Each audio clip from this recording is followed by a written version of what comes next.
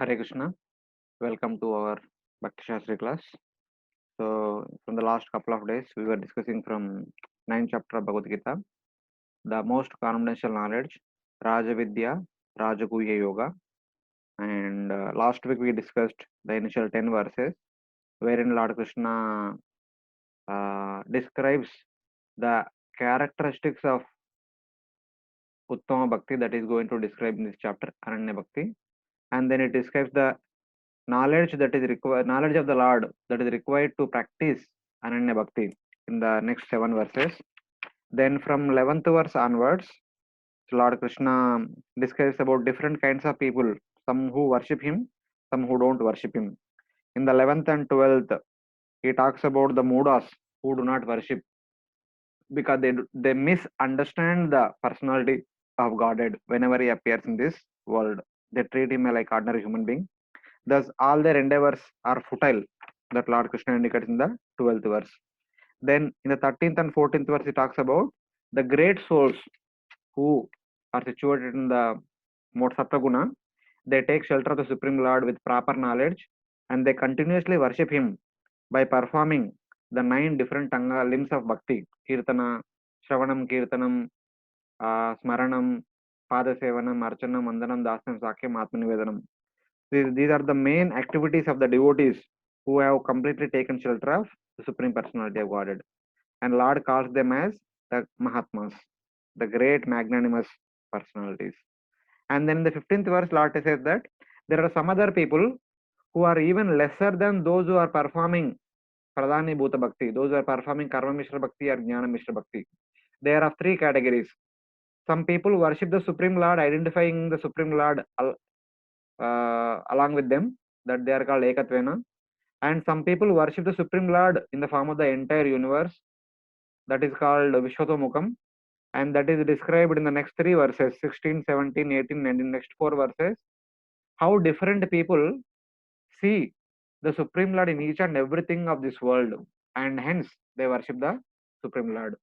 And third category of people who worship the Supreme Lord are those who are called Prutatvena, those who see the Supreme Lord in they see the Supreme Lord in different devatas, and they see the Supreme devatas at the different bodily limbs of the Supreme Lord.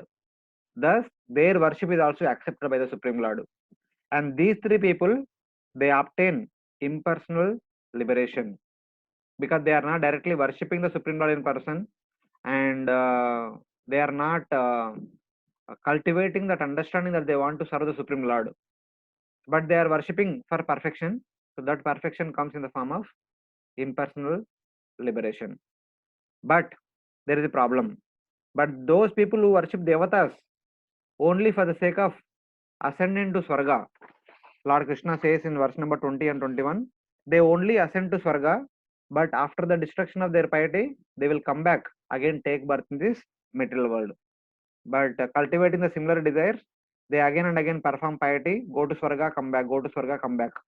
That's how they continue in this material world. This is subject matter of 20 and 21. But Lord Krishna says, but my devotees who continuously worship me, who take me as their refuge, their life and soul, they will come to me. They will not stay in this material world. Ananyas chintayanto mam ye jana paryupasate tesham nityabhiyuktanam yogakshemam vahamiham.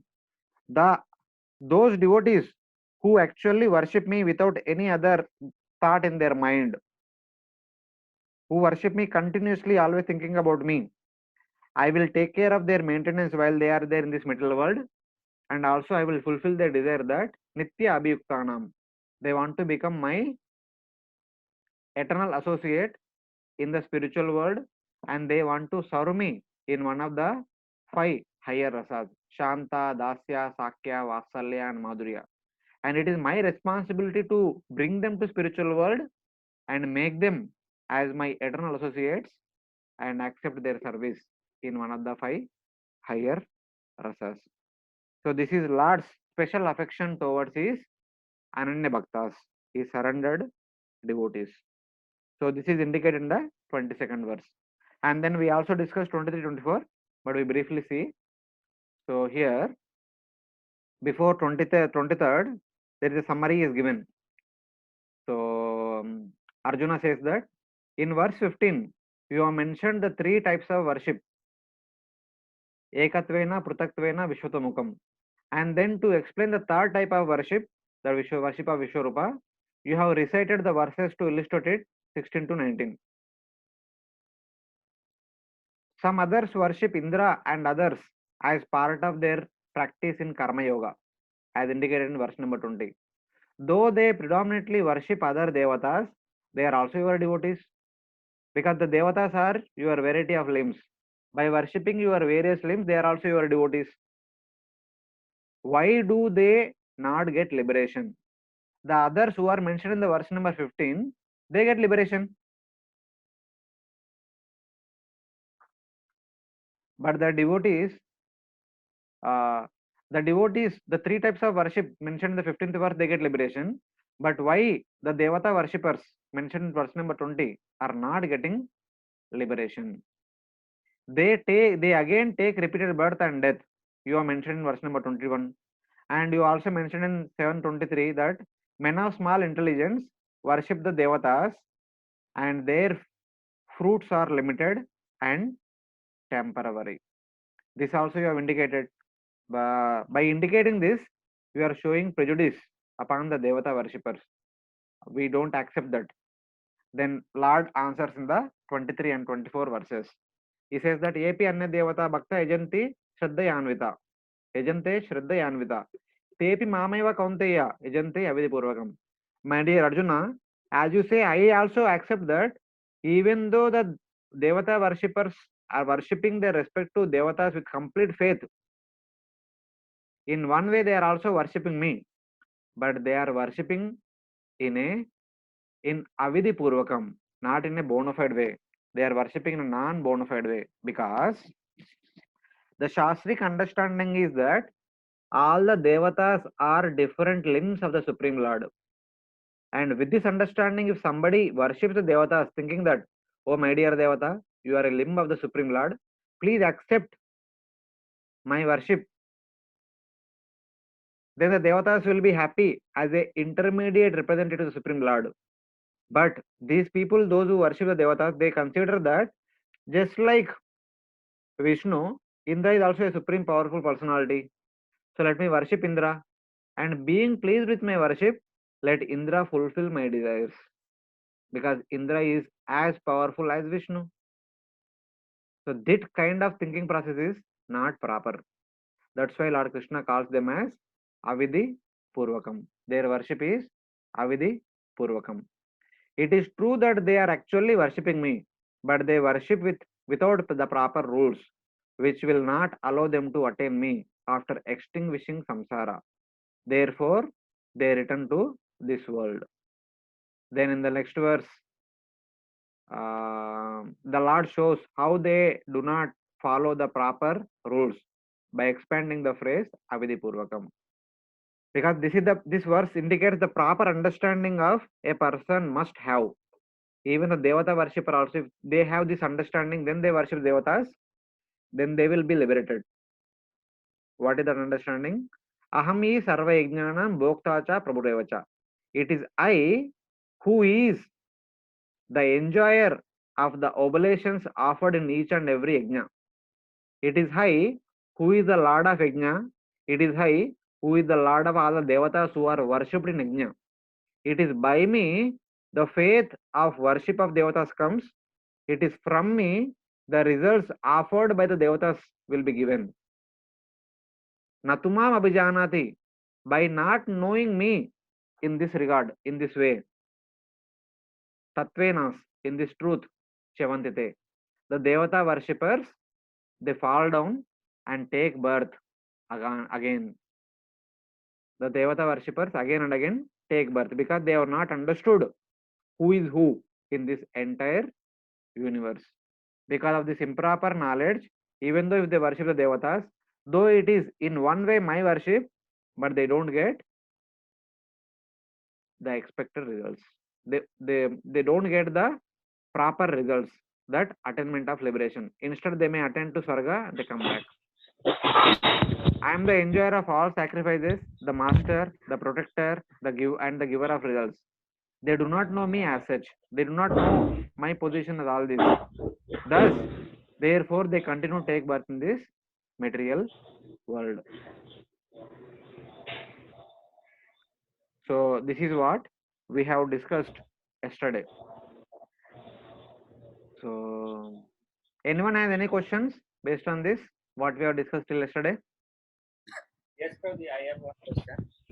Yeah, please speak loudly and clearly.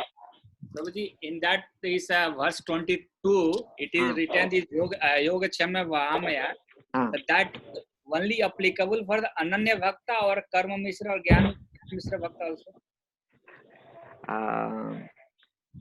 Any Bhakta who has the consciousness that it is the Lord is everything for me.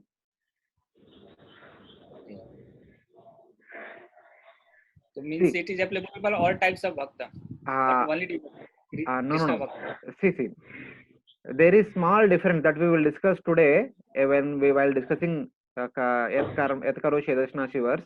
There is slight difference between Karma Mishra Bhakta, Jnana Mishra Bhakta and Ananya Bhakta. For Karma Mishra Bhakta, they worship the Lord initially for fulfilling the desires.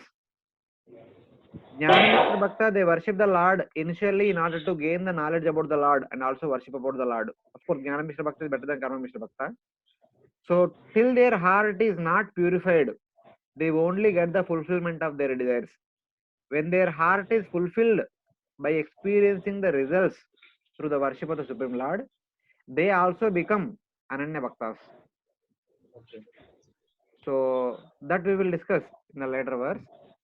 So basically, Ananya Bhakti is basically the state of consciousness who accepts the Supreme Lord as their life and soul and who does not turn here and there, even though with or without desires. That means the Yogakshama Vyama is only applicable for Ananya Bhakta only. Yeah, mainly it is for Ananya Bhakta and it will also applicable for the Karma Mishra and Jnana Mishra after their purification. Oh. That is indicated in Bahunam Janmanamante. After many lifetimes, they also become purified. Then they consider that Vasudevan Sarvamiti. When they come to the platform that Vasudeva is everything, then they are as good as Ananya Bhakta. One more question I have. Yes, Prabhu. Prabhuji, in the second chapter, second sloka, it is also we have discussed that there are the 4 types of karma which have been eradicated. This prarabdha phalam papam kutam bijam phalamukam. Last time we have discussed that those who are the whatever the prarabdha karma is there, if the devotee is also there, but we have to means they have to go through the prarabdha karma. But here it is as written that even this prarabdha karma also getting purified by this bhakti. But those, in the bhakta's life, if there is prarabdha karma there, they have to go through prarabdha karma. So how can you just It was indicated in the previous chapters while discussing Jnana or Yoga. The Jnanis and Yogis are supposed to experience prarabdha karma. Okay. But devotees, when they completely surrender to Supreme Lord, that means they have become Vasudeva Sarvamiti. When they come to the consciousness of Ananya Bhakti, then whatever comes in their life, that will be given by the Supreme Lord. That is not the result of prarabdha karma. That means they are also purified of prarabdha karma. As Lord Krishna indicates, Yogakshema Vahamyam. Okay. Whatever they get while they are living here or after going to spiritual world, that is all given by Supreme Lord. Because now they have become Ananya. They don't have any other shelter in this material world. So whatever they get is by the Supreme Lord. All others, they have so many shelters.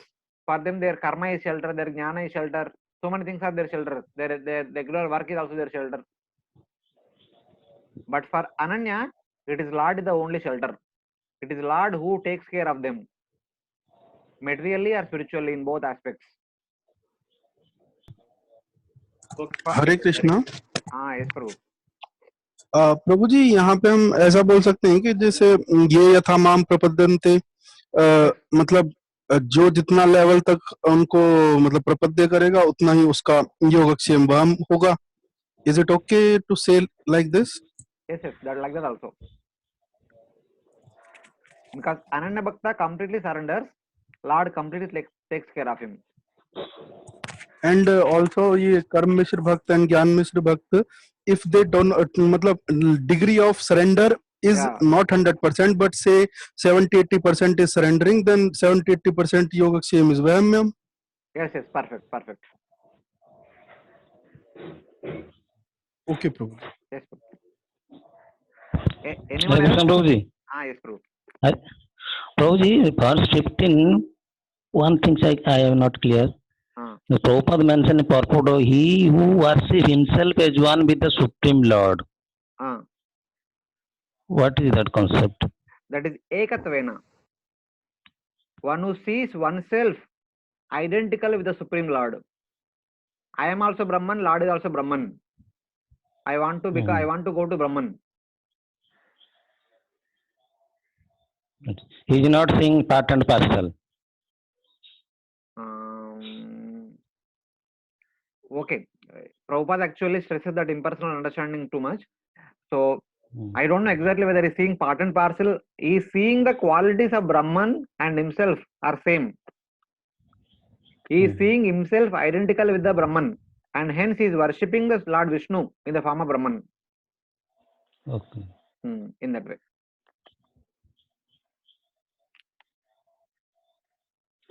Okay, one thing.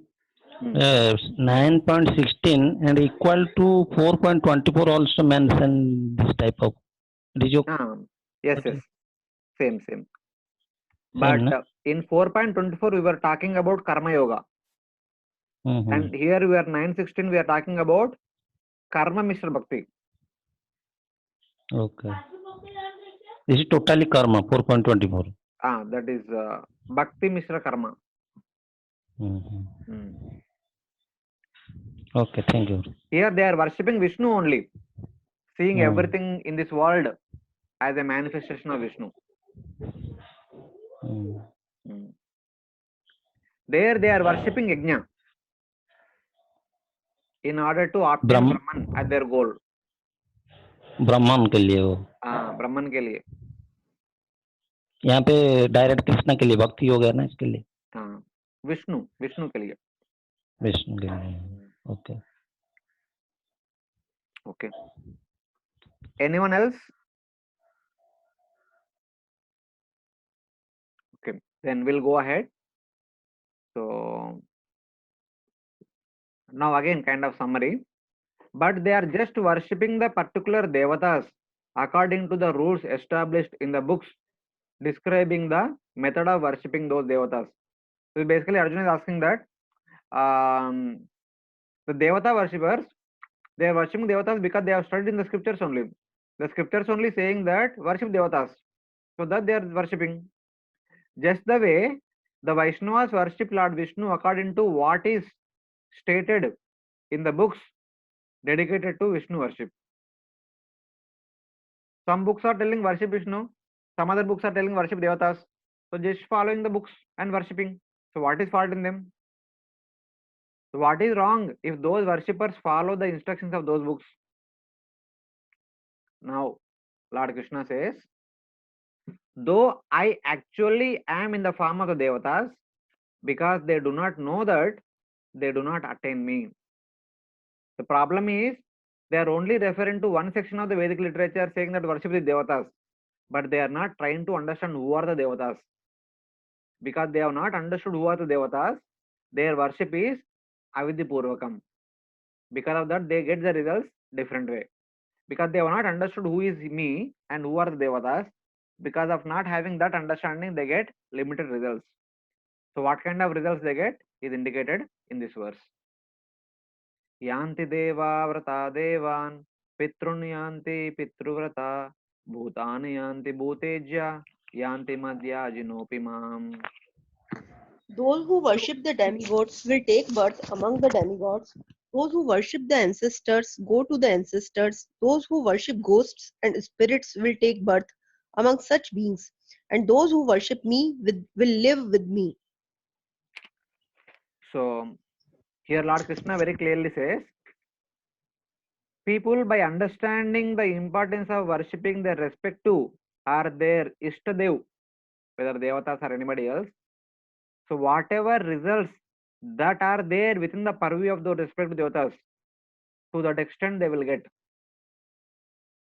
So here indicating that those people who worship devatas like Indra, Chandra, Varuna, Vayu, they go to their respective abodes. Those who worship Pitrus, they will go to the abode of Pitru devatas. Those who worship Bhuta Preta Pichashas, they will go to the abode of Bhuta Preta Pichashas. And but api, those who worship me, they will come to me. Or similarly, those who worship me, they will come to me. But unfortunately, the abode of devatas, the abodes of Pitrus, the abodes of Bhuta Preta Pichashas are in the material world. And my abode is in the spiritual world. The results obtained by going to these material abodes is limited. After some time, they have to come down when their piety is over. But my abode is unlimited. By entering into my abode, the results the devotees experience are also unlimited. They don't have to come down. This is the difference. And due to lack of this knowledge, the devata worshippers have to come back again and again and take birth. But if with this knowledge, even if they worship devatas as a via medium of mind, they will never come back and they will not take birth again in this material world. So Lord Krishna indicates that those who worship the devatas, such as Indra and others, by ceremonies on the new and full moon, in the Sattvic mode, they go to the devatas. Basically, on the Amavasya or Paurnami, special worships are mentioned in that way. Those in Rajas, those in the mode of passion, by worshipping the Pitrus, by offering Shraddha rites, etc., Shraddha rites and other rituals, they only go to the Pitrus. And those who are in the mode of ignorance, by worshipping Yakshas, Rakshasas and Vinayaka demons, by offering various offerings to them, they only go to the abodes of those demons. But only those who are beyond the gunas worship me, who offer me easily obtainable items, and hence, as a result of that worship, they will go to my abode. The word api is used to restrict going to Krishna Loka to those who worship him. Those who worship Vishnu, they will go to Vishnu Loka. Those who worship Lord Ram, they go to Ram Loka. Those who worship Narayana, they will go to Narayana abode. Those who worship Vamana, they will go to Vamana. Those who worship Krishna, those who worship Dwaraka Krishna, they will go to Dwaraka. Those who worship Madhura Krishna, they will go to Madhura. Those who worship Gokul Krishna, they will go to Gokul. Or Vrindavan Krishna, Vrindavan. So this is what is indicated through this verse. So Prabhupada writes. Hare Krishna.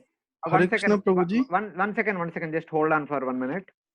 So Prabhupada writes in this purport that, so this kind of worship is facilitated for everyone because just to fulfill their desires. And ultimately, the Krishna consciousness movement is therefore distributing sublime information to the entire human society to the effect that by simply chanting the Hare Krishna Mahamantra, one can become perfect in this life and go back home back to Godhead. Just to facilitate for the people in general that they can worship the Supreme Lord by bhakti, and hence they can go back home back to Godhead, instead of simply restricting their worship to the devatas and going to the temporary devata abodes and coming back again taking birth. So this is the special service offered by all the acharyas that are coming in our Vaishnava Sampradayas. By their preachings, they are actually helping the people in this world to understand the importance of Vishnu worship and going back to the eternal abode of Lord Vishnu. So this is the special service rendered by all the acharyas in the Vaishnava Sampradayas. Yes, Prabhu. Hare Krishna Prabhu ji. Yes, Prabhu. अ, ये जैसे अभी यहाँ पर बोला कि जो भी पितृ पूजा करते हैं वो सब रजोगुण में पूजा करते हैं एंड दे गो टू पितृ, बट अर्लियर मतलब इन द थर्ड और फोर्थ चैप्टर्स मतलब हम लोग जब डिस्कस कर रहे थे तो ये समझ में आया कि वी शुड डू दोज कर्म ऑल्सो, मतलब जो भी हमारे पितृ पूजा है या उनको श्राद्ध करना है, they we should do that also. So how are they not contradictory or they are No, consistent? not contradictory. Those people in the mode of passion, they only worship the Pitrus. They say that Pitrus are all in all. But the devotees who are either in the mode of goodness or pure goodness, they should also worship in order to set a good example in the society. Okay. मतलब मतलब they know Krishna worship is the supreme, but as a matter of duty, I am doing say Pitra Puja or Dev Puja. Because they are also giving us so much. So as an example of exhibiting our gratitude, we should do that worship. We should perform that Shraddha ceremony as a token of expressing our gratitude to them. So this morning while preparing, I was just thinking that, I mean, for the previous verses of this verse also, the Devata worship, how Devata worship can be rendered. I mean, don't take literally, but just see the understanding behind it. So once in a while, we also have a special ceremony called as Vyasa Puja. The disciples offer their gratitude to their respective spiritual master. So what is the mood in worshipping spiritual master? We worship the spiritual master as a bona fide representative of the Supreme Lord, and it is he who gives us the knowledge of Supreme Lord. It is he who engages us in the worship of the Supreme Lord. It is you who takes us to the spiritual abode of the Supreme Lord. So thus, with that proper understanding, we worship the spiritual master, and that worship is also a worship of Supreme Lord, because the spiritual master is an anga of Supreme Lord. Spiritual master is also an expansion of the Supreme Lord, a vibhuti of the Supreme Lord. But if the Devata worshippers also worship the Devatas, considering that the Devatas are a vibhuti of the Supreme Lord, they are the representative of Supreme Lord, they are rendering service on behalf of the Supreme Lord, then that worship is also Vishnu worship. That worship also can take them to Vishnu's abode. But if some people worship Devatas as the Supreme Lord, just like some people also worship in this world their gurus as the Supreme Lord, their gurus as Bhagavan, their gurus as all in all, such kind of worship does not bring them to spiritual world. Such kind of worship at max can take them to the position where their object of worship is situated. If it is Indra, it can take them to Indraloka. If it is Chandra, it can take them to Chandraloka. If it is a normal person, maybe situated at high consciousness, it can take them to that consciousness, nothing more than that. So with this understanding, I try to draw parallels between the Devata worship, two kinds of Devata worshippers.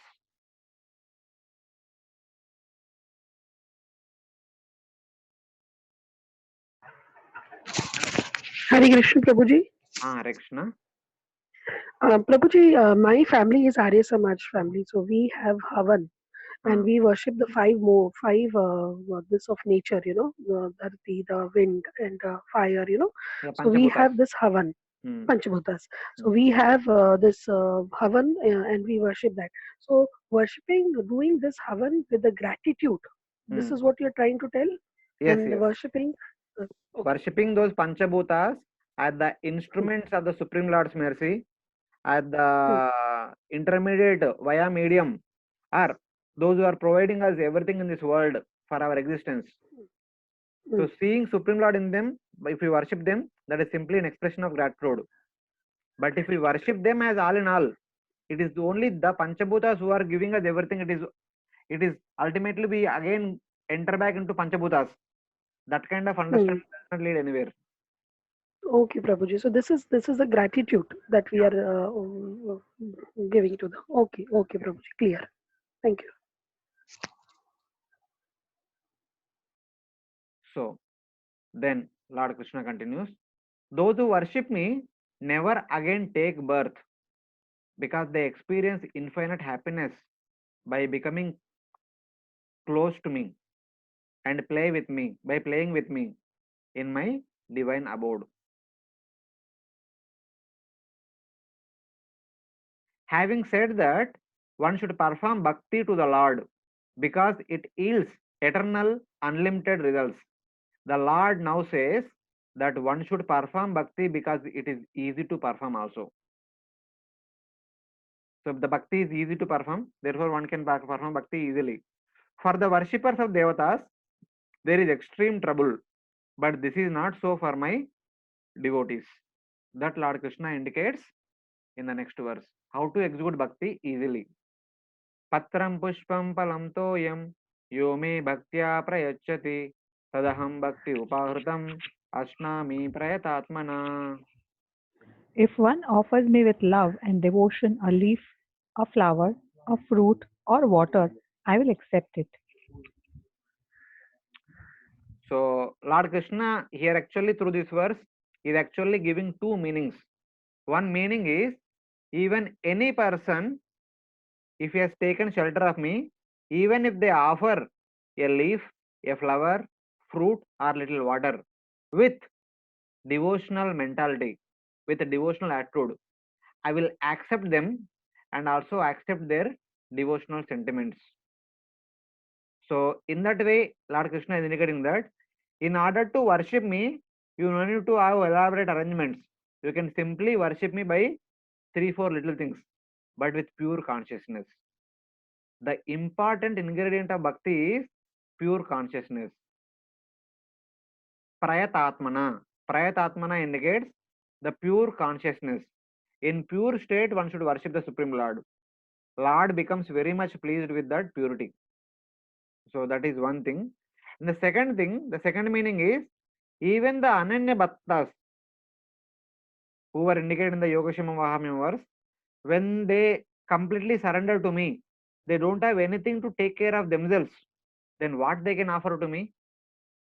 For such devotees, the natural things which are easily available in the nature, in the environment, such as a fruit, a flower, a small quantity of water, and patram, a leaf, like tulsi leaf, I will be easily satisfied by such worship. Because these people are already dedicated to me completely, and if they offer even a smallest easily available things also, I become very much pleased by that worship. In that way, Lord Krishna is indicating two kinds of meaning in this verse. So Srila Prabhupada writes in the purport many things. This is the lengthy purport, but Srila Prabhupada indicates that the Supreme Lord is not in need of anything from anyone. This is the first paragraph in the middle. Because he is self-sufficient, and yet he accepts the offerings of his devotee in an exchange of love and affection. To develop Krishna consciousness is the highest perfection of life. Bhakti is mentioned twice in this verse in order to declare more emphatically that bhakti or devotional service is the only means to approach Lord Krishna. No other condition, such as becoming a Brahmana, or becoming a learned scholar, or becoming a very rich man, or a great philosopher, can induce Krishna to accept some offering. Without the basic principle of bhakti, nothing can induce the Lord to agree to accept anything from anyone. Bhakti is never casual. The process is eternal. It is direct action in service to the absolute whole. So, by mentioning these things, Prabhupada says that it is only bhakti pleases the Supreme Lord, not a person who is a Brahmana, who is a rich, wealthy merchant. All these external things does not impress the Supreme Lord. Here, Lord Krishna, having established that he is the only enjoyer, aham hi sarva jnanam bhokta cha prabhurevacha, that was mentioned in the previous verse. Lord primeval Lord and the real object of all sacrificial offerings, reveals what type of sacrifice he desires to be offered. If one wishes to engage in devotional service to Supreme in order to be purified and to reach the goal of life, the transcendental loving service of God, then one should find out what the Lord desires of him. One who loves Krishna will give him whatever he wants, and he avoids offering anything which is undesirable or unasked. Prabhupada then writes, Lord never asks, please offer me fish, meat, eggs, etc. Since Lord never asked anywhere, one should never offer such kind of untouchable things to Supreme Lord. Here Lord is simply asking that Patram Pushpam Palam Toyam. So Lord becomes pleased by offering these four things or anything made out of these four things. The Patram can include all the leafy vegetables. Phalam can include all the raw vegetables. Toyam can include water and milk, ghee, oil, substances which are liquid in nature. Pushpam can include the flowers which can be used to decorate the Lord's body. So all these things can be offered, and all those things can be made out of these things also can be offered in the worship of the Supreme Lord. So therefore, so